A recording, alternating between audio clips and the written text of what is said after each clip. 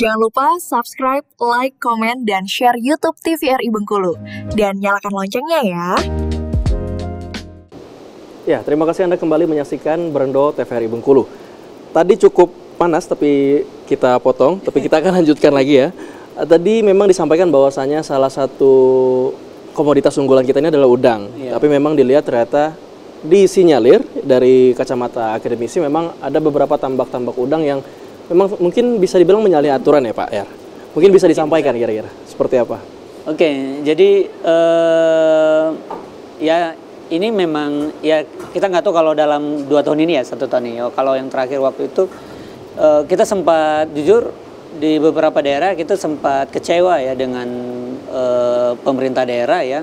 Ketika RT RW sudah disusun, RZWP 3K, kan di wilayah pesisir laut itu kan ada rencana zonasi wilayah pesisir dan pulau-pulau kecil, ya itu kan RT RW-nya untuk laut. Ketika kawasan itu ditentukan bahwa ini adalah untuk zona konservasi, ini adalah zona untuk pemukiman, ekowisata, tapi dilabrak habis. Ada beberapa tempat yang hasil riset kami ya, itu yang dulunya konservasi tiba-tiba ujuk-ujuk kok ada tambak di sana. Padahal daerah konservasi ya, daerah konservasi. Dan itu diminta harus yang menyesuaikan tuh RT RW-nya. RZW 3K harus dirubah. Nah, peraturan yang menyesuaikan. Ya harus dirubah menyesuaikan sehingga ya kita temukan bahwa malahan ada tidak ada sabuk hijau.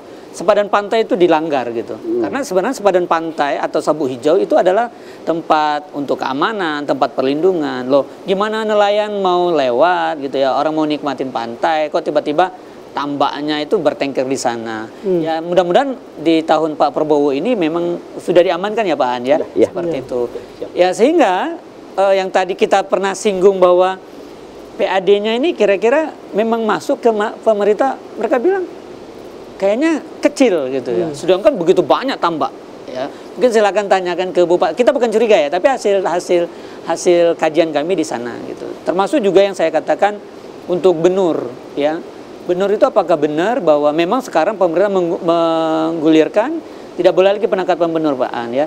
Tapi kita mohon untuk pemerintah daerah ya mungkin tentu harus ada perda ya provinsi juga dengan tegas ya bahwa memang benur contohnya sebenarnya Vietnam ya bagus, kita kan larinya ekspor kan ke Vietnam semua maksudnya gitu. Tapi yang punya nama itu adalah Lampung loh sebenarnya ya. Yang saya bilang ada menteri yang disekolahkan itu dipesantrenkan. Kenapa tidak ya benurnya tadi silakan dia besar jadi lobster gitu ya, maksudnya apakah mungkin ada teknologi Pak An ya, teknologi keramba jaring apung tapi yang dalam kapasitas samudra gitu. Kita memang tantang terbesar kenapa Bengkulu ini tidak cocok untuk budidaya bukan maksudnya keramba jaring apung karena kita langsung Samudra Hindia. Beda dengan tambak udang ya, tambak udang kan tentu bukan di lautnya ya seperti itu. Dan kalau ini memang dibuat ya lebih bagus gitu ya. Memang perlu biaya dan teknologi daripada benur kita tangkap ya lama-lama akan habis ya, kayak gitu. Dan ini menjadi hal yang sangat luar biasa kayak gitu kalau memang betul-betul diseriusi. Apalagi tadi di awal kita katakan kita punya jalur tuna gitu ya, terus ada ikan ekonomis yang lain yang tentu bisa musiman ya Pak An ya. Maksud kita gini, di tahun ini bulan keempat ini sebenarnya seharusnya pemerintah mungkin banyak diskusi sama nelayan lebih menguasai sebenarnya. Kita juga banyak diskusi juga. 4 bulan ini mereka musim ikan apa itu mereka lebih tahu ya, ikan layur lah ya. 4 bulan berikutnya kita akan panen apa, regulasi itu yang disiapkan. Jangan mentang-mentang ini benur mahal gitu ya terus masyarakat tidak di stop ya, ambil ya. Saya terakhir pulang bulan kemarin ya masih menemukan betapa terang benderangnya di tengah lautan itu ya. Warna hijau, warna biru seperti itu Pak ya. Warna terang benderang sedangkan di daratan tidak.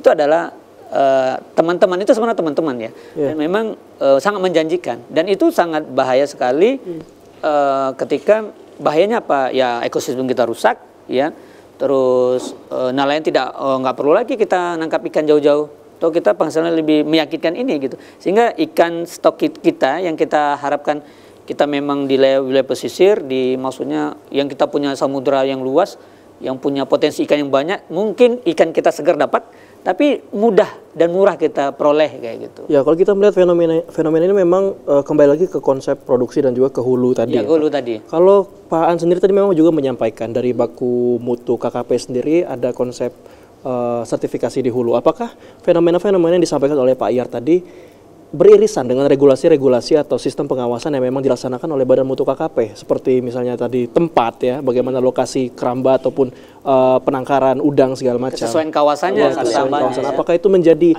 fokus juga? Gitu ya? Benar, benar. Fokus. Jadi ini Mas Iko, Pak Iyar Johan, jadi benar. Jadi pemerintah itu sekarang itu luar biasa ya, luar biasa fokusnya di bawah Pak Prabowo ini. Jadi itu sudah terbit PP nomor 28 tahun 2025. Jadi itu di mana ada kemudahan perizinan bagi pengusaha, tetapi dengan tidak melanggar aturan-aturan yang ada ya. Jadi salah satunya itu untuk tambak udang itu kami mensertifikasi namanya CBIB. Untuk terbit sertifikasi CBIB ini syarat utamanya itu yaitu harus ada izin PKKPR darat dan laut ya. Jadi itu pemakaian ruang laut ya. Jadi itu apabila dia menyalahi itu PKKPR-nya itu nggak akan keluar. Artinya apa? Izinnya nggak ada. Nggak ada ya kan?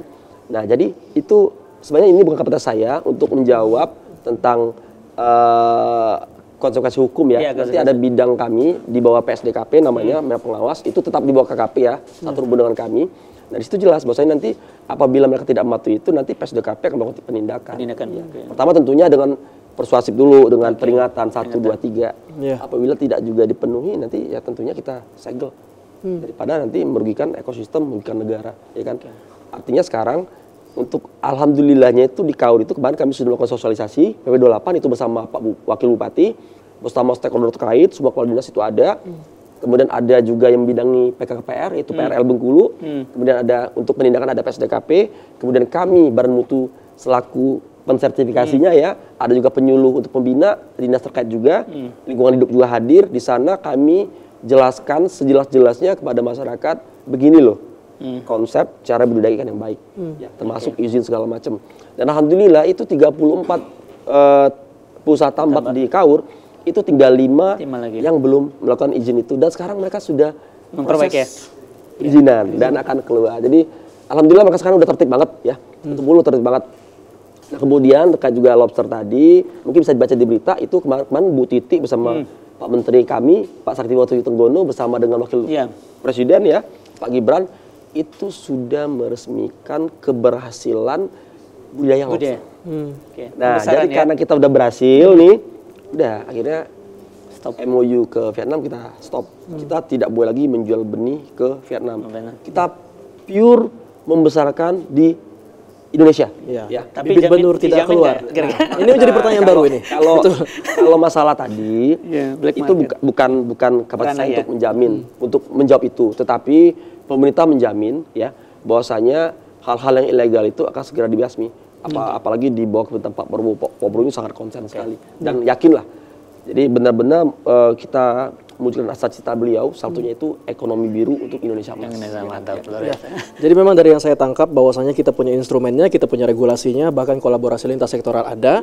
Tapi ada satu hal yang paling penting yang memang belum kita bahas sampai segmen terakhir ini adalah mengenai apa sih yang kita harapkan dari masyarakat. Saya mau ke Pak Iyar Johan dulu. Kalau kita melihat dari upaya-upaya yang kita lakukan, melihat potensi kelautan dan perikanan yang kita punya, masyarakat sendiri kita harapkan menjadi masyarakat yang seperti apa? Entah itu pelaku usaha, entah itu konsumen, untuk sama-sama menjaga baku mutu produk kelautan dan perikanan kita dan bahkan juga mungkin lebih luas menjaga ekosistem kita. Seperti apa, Pak? Oke, yang jelas untuk masyarakat Bengkulu khususnya ya atau Indonesia umumnya bahwa masyarakat itu bukan jadikan sebagai subjek dan penonton.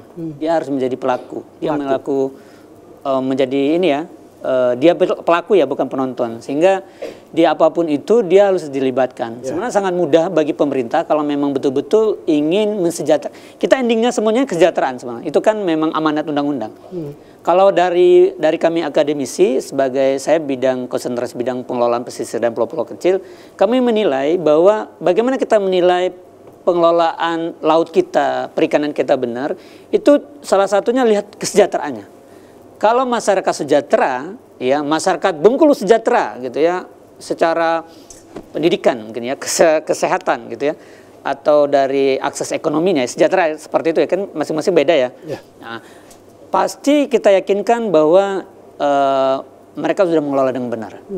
Namun kebalikannya, bagaimana dengan kondisi saat ini masyarakat kita. Nah, kalau betul-betul masyarakat kita belum sejahtera, artinya ada sesuatu hal yang memang jadi PR kita bersama.